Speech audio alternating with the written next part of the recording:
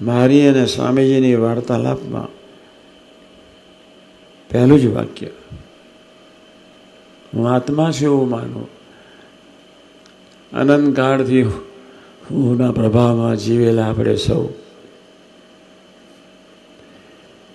પણ એને શું કરાવવું છે એનો ખ્યાલ આવ્યો થોડો. એટલે બીજો નિયમ તમારે એ લેવાનો છે, 2 ટાઈમ, સવારે પૂજા વખતે, રાત્રે સૂતી વખતે. પ્રથમ 16માં આવી જાય છે, છતાં પણ હું ભૂલકો જ છું. ભૂલકો એટલે પ્રભુનું બાળક. પ્રભુનું બાળક કેવું મીઠું, મધુરું, નિર્દોષ, પવિત્ર કેવું હોય, સુંદર હોય. પ્રભુના બાળકની સુંદરતાનું વર્ણન ન કરી શકાય, એની નિર્દોષતાની વર્ણન ન કરી શકાય, એની પવિત્રતાની વર્ણન ન કરી શકાય. હું ભૂલકું છું, હું અક્ષર બ્રહ્મ છું. દિવસ દરમિયાન ગમે ત્યારે ફ્રી બેઠા અને બગાહા ખાતા હોય, ખેતરમાં કે ખુરશી ઉપર, ઘરમાં કે સભામાં, આટલું ધ્યાન રાખજો, હું અક્ષર બ્રહ્મ છું. આવા 5-10 મિનિટ, સવારના પણ 5 મિનિટ, બપોર કે સાંજના ગમે ત્યારે 5 મિનિટ, 10 મિનિટ પ્રથમ સૂર અને સ્વાધ્યાય, અને 10 મિનિટ આ પ્રકારના પ્રભાવમાં રહેવાનો છે. 20 મિનિટનો નિયમ લઈને તમારે અહીંથી ઉઠવાનું છે. કેટલી વાતો સાંભળો છો. દશેરાના દિવસે ગુરુ ગુરુનાથની જ્યારે વાત કરું ત્યારે તમે એક વિચારમાં પડી જાઓ. તમે વાત બહુ મીઠી લાગે, અમારા સંતો જે સમજે એ તો એવી મીઠી લાગે, એવી મીઠી લાગે.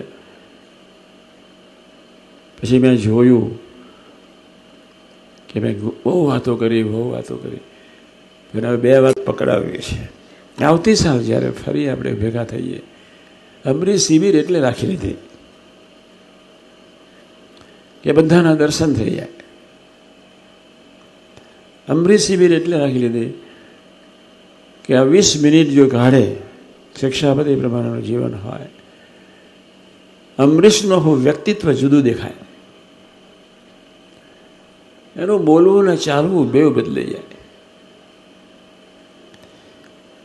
આજે તમે એમ નહીં કહી શકવાના કે જીભથી હું ફાંકા નથી મારતો, આ જીભથી હું ડાપણભરી વાતો નથી કરતો, આ જીભથી મારી જાતનું પ્રદર્શન નથી કરતો, આ જીભથી હું આટામાં નથી આવતો, કંઈક આત્મશલાઘામાં પડી નથી જતો.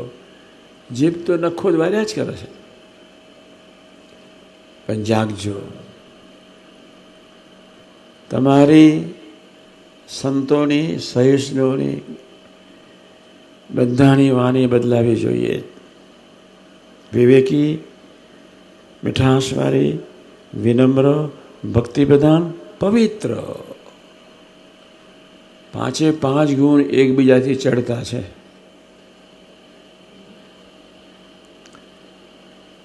વિવેકી, મીઠાશવાળી, વિનમ્ર, ભક્તિપ્રધાન, પવિત્ર, અહંકાર લેસ.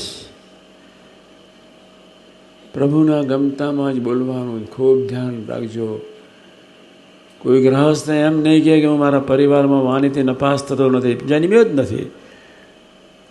અહીંથી પ્રકૃતિપુર સુધી બધા જ વાણીથી નપાસ થાય છે. 33 કોટી દેવતાઓ સાથે બધા જ વાણીથી નપાસ થાય છે. આપણે નથી થવું. આપણા બાપાએ જિંદગીભર નપાસ થયા નથી. પછી વાત કરવાનો છું 30 મિનિટ. અક્ષર પુરુષોત્તમ પ્રવર્તન કાર્યની શતાબ્દી આપણે 1લી, 2જી, 3જી ઉજવીએ છીએ. શાસ્ત્રી મહારાજને, યોગી મહારાજનું ઋણ મારવા માટે. એ વાત હું પછી કરું છું. મને 2 ટાઈમ આપવામાં આવ્યા છે. ફરી પહેલાં 30 મિનિટ બોલો, ક્યારની થઈ ગઈ. ફરી 30 મિનિટ. પણ આપણે 1 શરૂઆત કરવી છે. પ્રથમ 16 એટલે પાયાના વતનાથ. પ્રથમ 16 અને 18 બેઝ ઓફ ધ સાધનામાં. આજના શુભ મંગલકારી દિવસે ફરજિયાત કરવાનો છે. ટાઈમ કાઢજો. બહુ કામ ખેતરમાં કરીને આવ્યા હોય, કદાચ સંજોગોના અધીન કોઈ વિપરીત પરિસ્થિતિમાં કોઈ ચિંતામાં બેઠા હો તો બી ટાઈમ કાઢવાનો છે. અહીંયા હું વાત કરવાનો છું કેમ પ્રથમ 16 અને 18 પ્રમાણે કેમ સ્વાધ્યાય ભજન કરવો. એની કેસેટ બી તમને મળી જશે. પણ મસ્ટ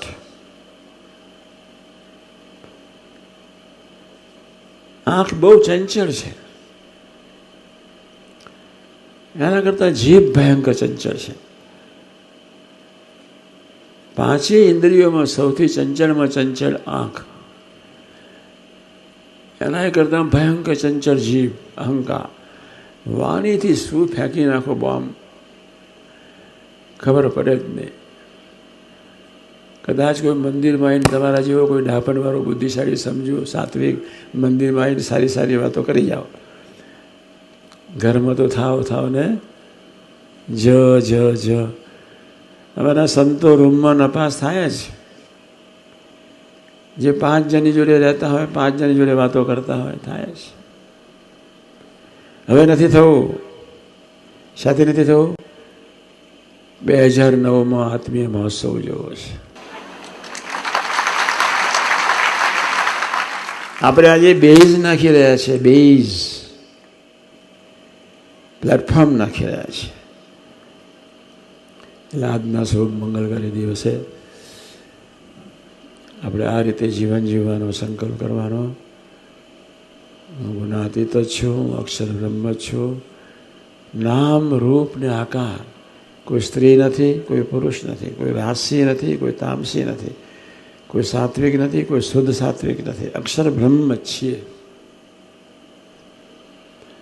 હું ગુણાતીત જ છું. મને સ્વામીજી હું કશું જ સમજ્યું નહીં. અને પહેલું જ વિચરણ ને પહેલી જ લીટી અને પહેલી જ ગોષ્ઠી ને પહેલું જ વાક્ય બોલ્યા, આપણે એવું માનું હું આત્મા છું. લે, કશી ખબર નહીં. અને સ્વામિનારાયણનો તો ભયંકર ખિલાફ. ફાવે જ નહીં વાણીઓ કોણીઓ. સ્વામિનારાયણ મારા બેટા બહુ ફેંકી દેતા. અમે એ બાપાએ પહેલો જ નિયમ આપ્યો. પહેલું જ સૂત્ર. એ નાર ગામ, એ ગામમાં હું ક્યાં બેઠો છું એ ખબર છે. 2:30 વાગે રસોઈ તૈયાર થઈ, લાડુ ને બધું તૈયાર થઈ ગયું. ખબર મારી કાકા ભાદરણવાળા હતા, એટલા ઉકરે, એટલા ગરમ થાય. સ્વામી કે એમને કથામાં બેસાડી દો. મેં મને કહ્યું બહાર રસોડા આગળ નથી ઊભો રહેવાનો. અરે કે પહેલા 1:30 વાગે હજુ ઓછા મન કાઢ્યા છે, ક્યારે રસોઈ કરશે? બાપા બોલાવે છે. બાપાને કહેજો હું આવું છું. બાપાને 5 વાગે રસોઈ ખાશે. જમશે ક્યારે? દરબારો એવા જ હોય. થાય છે, રહે છે. શું થાય છે? આવતા જન્મે લે આ જન્મે ભૂલકું નહીં થયું. શું થાય છે? ભૂકો પિતા મારે ભૂલકું ન થયું. આવતા જન્મે. સ્વામીજીએ પહેલો જ નિયમ આપ્યો કે હું આત્મા છું. પછી હું તો શું મારી ગયો. ફરી બોલ્યા હું આત્મા છું, હું માનું. હસ્યો. ફરી 3જી વાર બોલ્યા હું આત્મા છું, હું માનું. હા. ત્યાર પછી 4થી વાર બોલતા બંધ થયા. એને આપણી પાસે આ અપેક્ષા છે. નામ, રૂપ ને આકાર ખોટું છે, નાશવંત છે, જળ છે, દુઃખરૂપ છે, બંધનરૂપ છે. અક્ષરબ્રહ્મને કોઈ નામ, રૂપ, આકાર છે જ નહીં. ચિદાકાશનું ચૈતન્ય દિવ્ય સ્વરૂપ એ મારું ઓરિજિનલ સ્વરૂપ છે.